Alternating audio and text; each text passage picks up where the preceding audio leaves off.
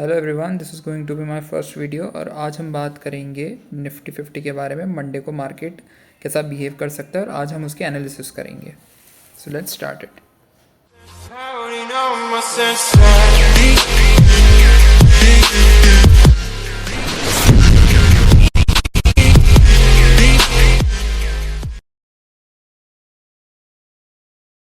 Daily time frame के according market ने एक अच्छा खासा फॉल किया है और ये अपने सपोर्ट जोन पे है। कुछ दिन पहले मार्केट में ये न्यूज़ आई थी कि प्रीवियस बहुत स्ट्रॉन्ग सपोर्ट टूट गया है, तो यहाँ से मार्केट नीचे जाएगा। तो जितने भी बायर्स थे, जितने भी रिटेलर्स थे, वो सारे सेलर्स में कन्वर्ट हो गए और जैसे ही उन्होंने अगले दिन सेल साइड की पोजीशन बनाई, यहाँ पे सबके स्टॉप लॉस लाइन से हिट हो गए और मार्केट ने फिर एक स्ट्रॉन्ग रैली दिखाई और उसके बाद वापस से कंसोलिडेशन स्टेट में पहुँच गया है।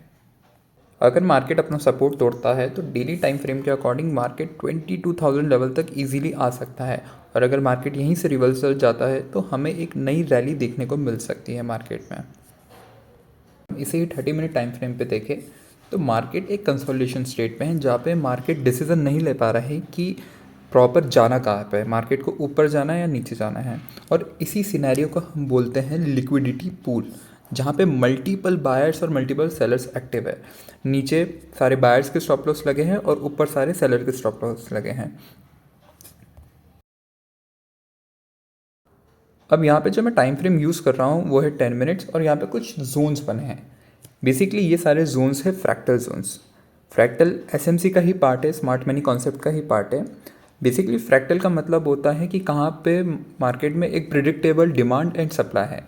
अगर हम इस कंसोलिडेशन स्टेट में देखें तो मार्केट में multiple demand and supply create हो रही है, क्योंकि मार्केट को एक डायरेक्शन में जाने के लिए मल्टीपल स्टॉप लॉस की ज़रूरत रहती है, चाहे वो बायर्स के हो चाहे वो सेलर्स के हो।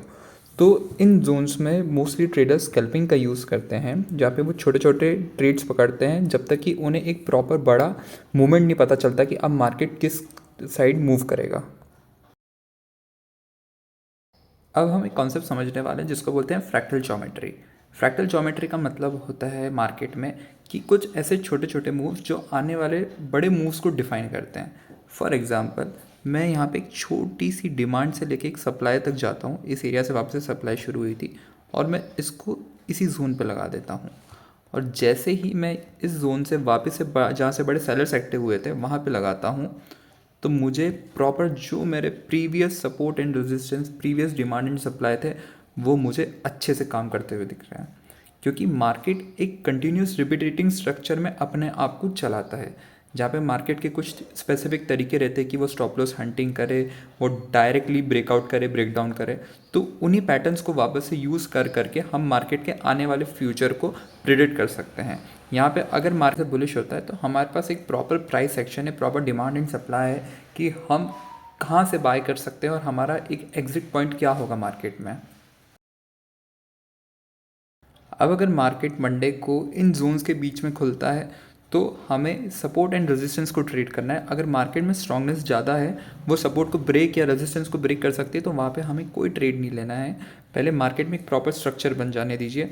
अगर मार्केट अच्छे से ब्रेक करते हुए जा रहा है और कैंडल्स की वीक बढ़ती जा रही है, इसका मतलब ऊपर से सेलिंग प्रेशर या नीचे से बाइंग प्रेशर आ रहा है और फिर जो भी नियरेस्ट सपोर्ट हो या रेजिस्टेंस होगा वहाँ पर हम एक ट्रेड लेंगे छोटे से एसएल के साथ। So that was the analysis for the Monday. Hope you like the video.